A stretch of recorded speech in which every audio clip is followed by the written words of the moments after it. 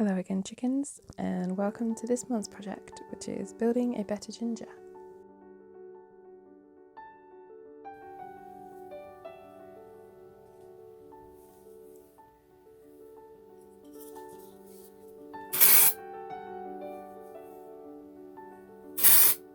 It's not really about the hair.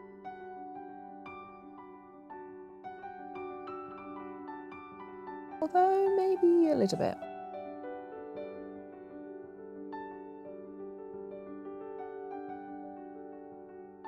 I may not be a natural redhead, but I do love being a ginger right now.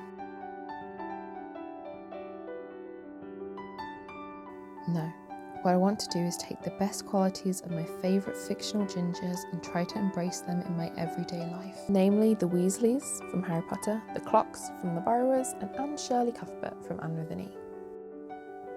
I want to break it down into a plan. Step 1, romanticise everything.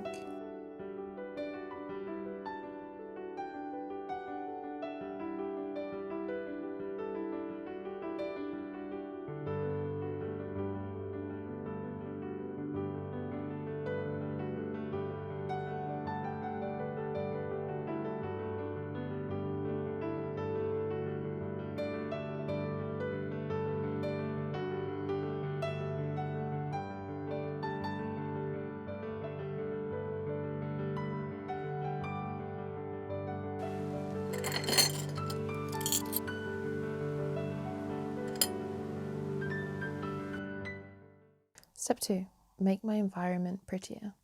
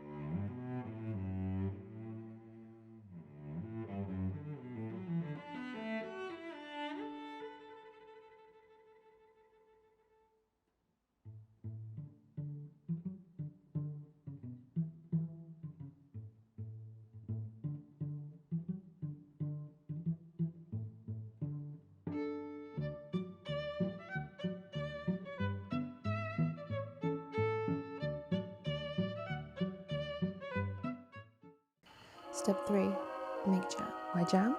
Why not jam? It's easier than baking a cake, takes less ingredients, but still gives all of that cottagecore dreaminess. I call this my lazy girl jam because it's literally just frozen fruit and honey.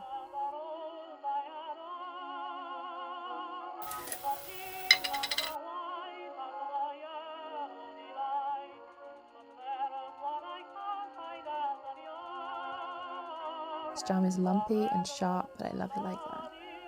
One day I might try and make proper jam, but for now this is okay.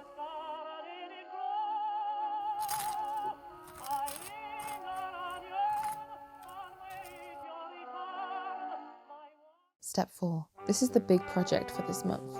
Mrs. Weasley is famous for her jumpers. I learnt to crochet about 3 months ago, so now is obviously the right time to attempt a massive crochet project. I'm going to attempt to crochet a Weasley-inspired jumper.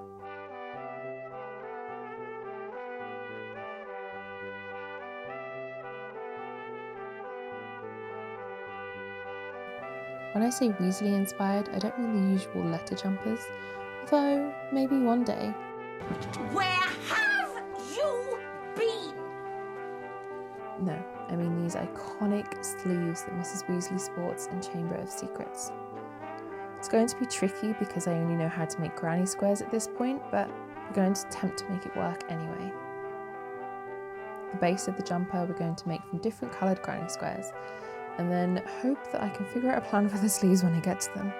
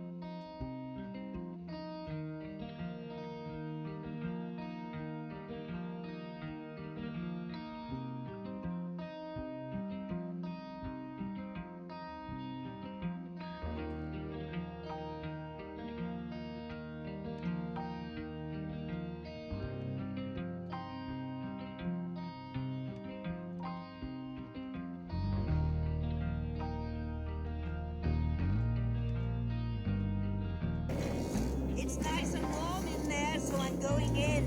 Oh, my shawl, thank you. I'm sure Hal won't eat the heart of a shriveled old lady like me.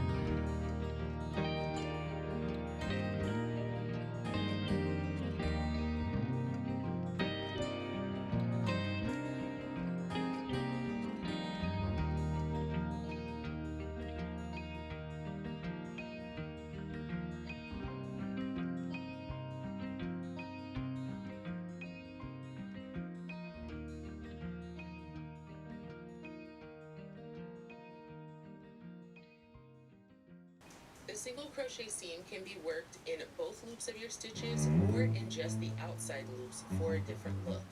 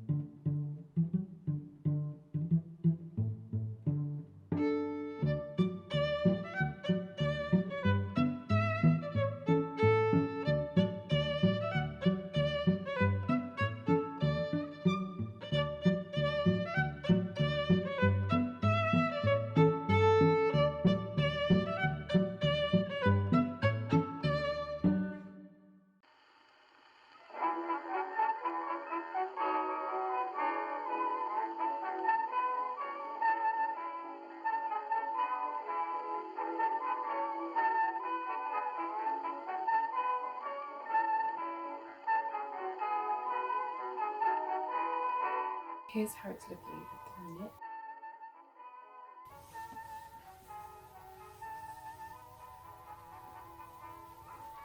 It's not the most flattering of shapes, but it should be comfortable.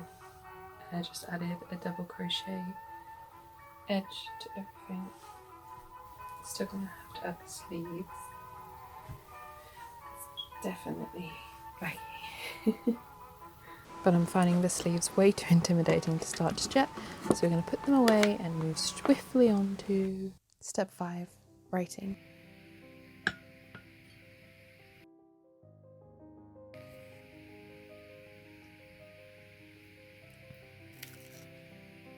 Annie's a big lover of stories and writing, and so am I.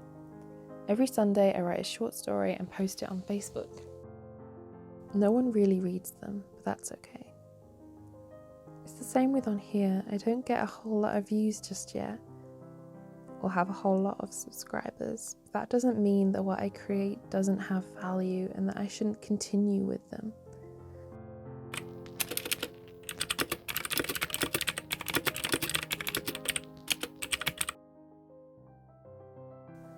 I do them for the love of them, and I think that's the best reason to keep going.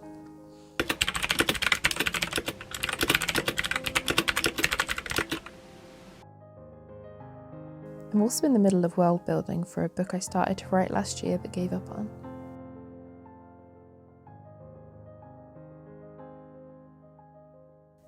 I don't want to share too many details about it because I'd like to get it published one day, but in the vein of romanticising everything, I'm going to refer to it on here as Project Forest.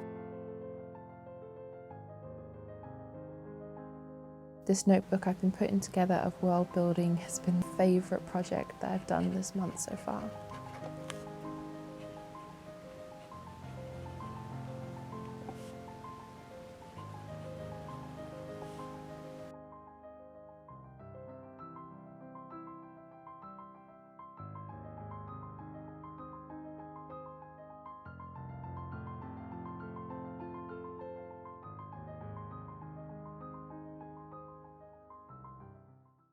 Step 6.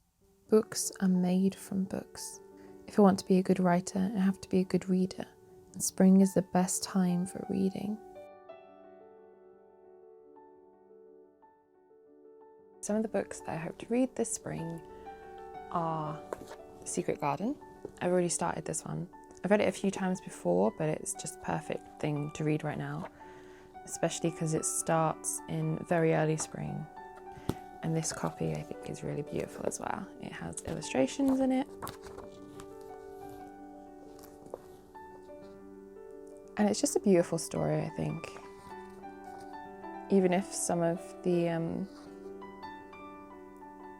references to India are a bit outdated now, but other than that, I think it is a lovely story. The next book that I hope to reread again, because I've already read it, is Hamnet. I read this last year. What's beautiful about, I love this book, I love the way it's written, it's so well researched, and there's this whole section at the end about how she wrote it and how she lived. She went and visited Shakespeare's birthplace, and she drew out a little map, and she planted a garden of Elizabethan medicinal herbs, and it's just, I love the process of it as a writer myself. I find that very inspiring, and just this copy itself I love, because I took this with me when I went to visit my sister in Scotland, so it has little things in it just sort of pressed between the pages. Like this is one of my train tickets between Inverness and Edinburgh, and there's also somewhere in here flowers that I pressed that I picked while we were out. And it's just, I like the idea of when you take a book on holiday with you, just keeping little things pressed within the pages, because I think the book itself is an experience to read, but also where you read it is just as important, and what point in your life you were when you read it. I have this in hardback as well, because someone my sister knew was getting rid of it, and I was like, I love that book, so I'll have it in hardback, and I love a hardback. And this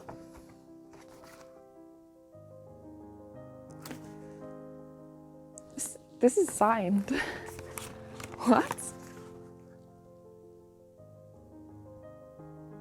That cannot be real. Oh my god. I was just literally just going to talk about how beautiful the end papers were, and it flipped to it. I can't believe that.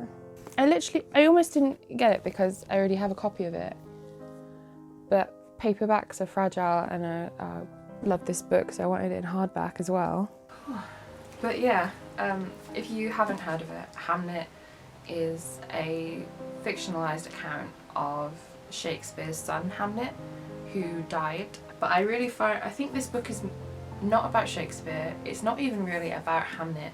It's about Shakespeare's wife, and I really love that. It's got a few witchy elements to it, and just the historical details are just so well researched. I love it. She never refers to Shakespeare as Shakespeare, really.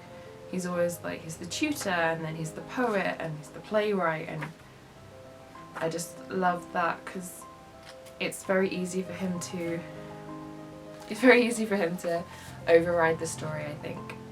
The next two books I want to read are things that I've again seen either a TV or a film version of, but I've never read the book. So this one, the first one is Little House on the Prairie. I've watched a few seasons of the show, and I saw this in a charity shop and I thought I had to try it because I do really enjoy the show. I mean, I feel like I'm dressed kind of like a Little House on the Prairie character today. If you have never heard of it, Little House on the Prairie is the true story of Laura Ingalls, who is that one, the middle child, and her life on the prairie where her and her family moved to in America in 1879. Yeah, I'm just hoping that I enjoy that. The next one is also by Frances Hodgson, I can never remember her name correctly, Frances Hodgson Burnett, who wrote Secret Garden, and that's A Little Princess. Well, actually, I can really only talk about the plot of the film. I don't know if the book is going to be exactly the same, but in the film, her father goes off to war and she's sent to this posh boarding school, but she's sort of treated really well at first and she's living this life of luxury, and then her father goes missing and the money stops. He's presumed dead, and the matron of the school makes her live in the attic as a servant girl. But the film is really beautiful and I'm hoping that I'll really enjoy the book as well. Lately I've been in quite a reading slump, to be honest. I used to read 30-35 books a year, and then last year I think I read like 5. I'm really trying to get back into that because I do love reading. Secret Garden, Little Princess, Little House on the Prairie, and Hamnet, which is, again, signed. Step 7. Finish the projects that you start.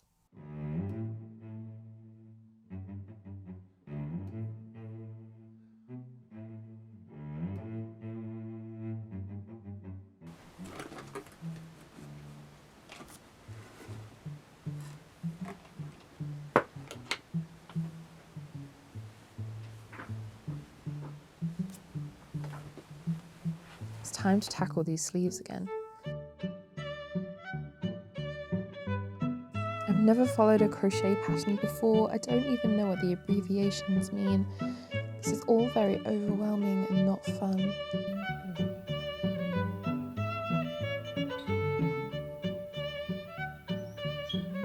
Double crochet in ring.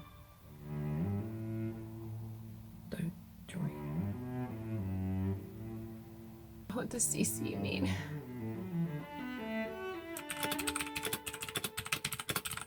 Contrasting colour. Chain 2. Chain 2 from where? Looks at the minute. It is curling quite a bit, but that'll make it kind of stick out a little bit at least. I don't know.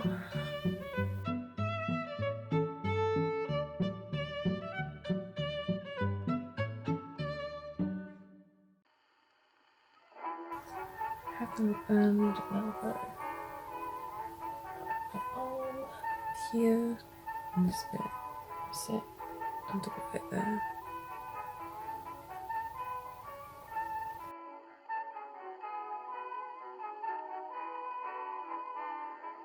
Okay, so the old sleeve was just getting way too big, so I decided to start again. If you look at the size difference, that's quite different. It's like half the size. That should hopefully be better.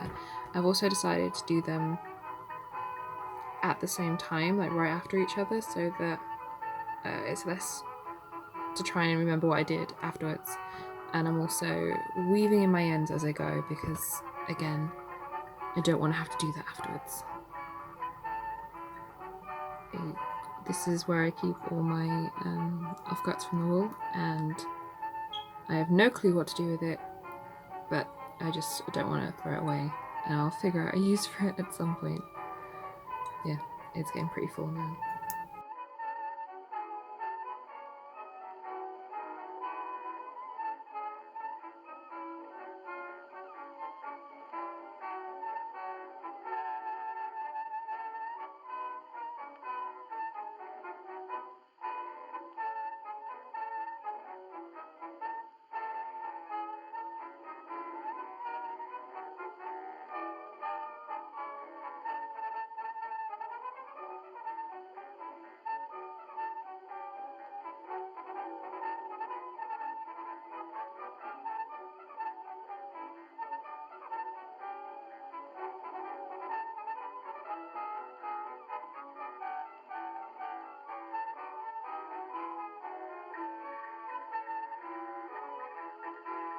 I'd show you where it was at the minute.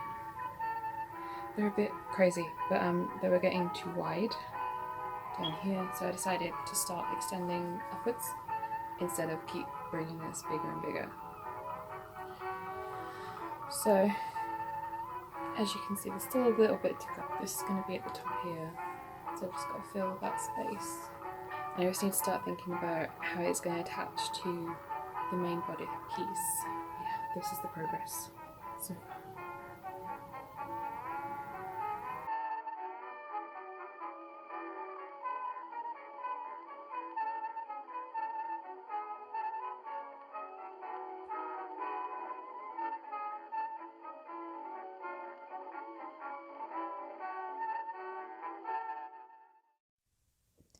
Finally, step 8, the most important step of all. Just have fun. Be that lovable weirdo you want to be. I think it's just mainly about living to the best version of yourself. It's a sense of life, of fun, of home. If you want to be enthusiastic about something, then be enthusiastic about it and don't hold back. Because you know, old age isn't guaranteed. Not all of us will get to grow into those quirky old ladies that we dream of being someday. Like, why hold back all of your quirks or your interests or your interesting qualities? All of that weirdness that you dream of being someday. Why hold it back? Like, be her today. Okay, so this is the final thing. Like, she hefty, she a big girl, but I'm really pleased with it. Look at these sleeves. Oh, I keep getting my wrinkle on. Look at these sleeves. Are they not just the cutest things on the planet? Ideally, you know, I should have done some more finishing, but I just love it. Really pleased with it. And I'm really pleased that I just finished it, because it was something that was really intimidating me. The fact that I just didn't know very many crochet stitches and things like that, and I'm just really pleased that I finished it. And in a month. Normally it takes me a year or more. I'm gonna be whipping these sleeves around forever. So I want to say thank you if you have made it this far into the video, because I know not a lot of people will have watched this much in. Thank you for sticking around. Hopefully there will be more videos coming, one a month, but I do hope to try and fit in a few smaller videos here and there. So if there's anything in particular you'd like to see, anything that you saw a little of in this video that you'd like me to go into more depth with, or just new ideas, please let me know and I'll get to it. And if anyone has any plans or ideas of what I could do with this giant, it's so full of wool scraps. They're all ridiculously tiny pieces. If you have any ideas what I could do with them, please let me know, because it'd be such a waste to throw it away. And please feel free to subscribe if that's what you want to do, and leave me a like or a comment. And yeah, hopefully I'll see you in April's video. Bye.